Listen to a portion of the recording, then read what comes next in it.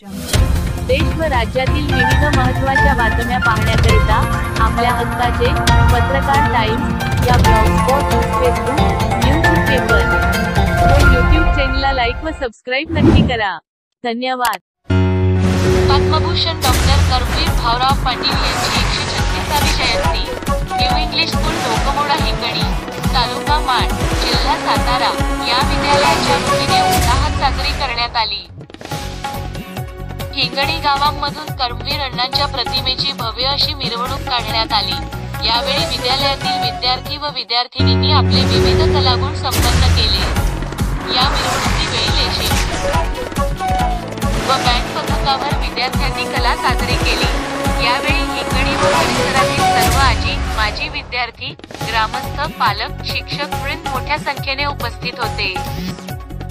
हिंगणी गावामधून भव्य दिव्य मिरवणूक काढून श्री मारुती मंदिराच्या समोर विद्यार्थ्यांनी आपली कला सादर केली व तेथून पुढे लोकमोडा येथे सर्व विद्यार्थ्यांनी आपले लेझीम पथक साजरे करून मिरवणुकीचा शाळेच्या प्रांगणामध्ये साजरा करण्यात आली.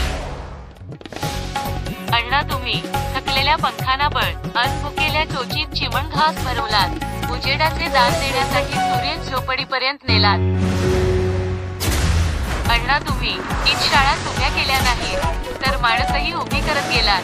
इथल्या लुटलेल्या, खचलेल्या, वाळीत टाकलेल्या लेकरांना ज्ञानाचा तिसरा डोळा देऊन गेलात.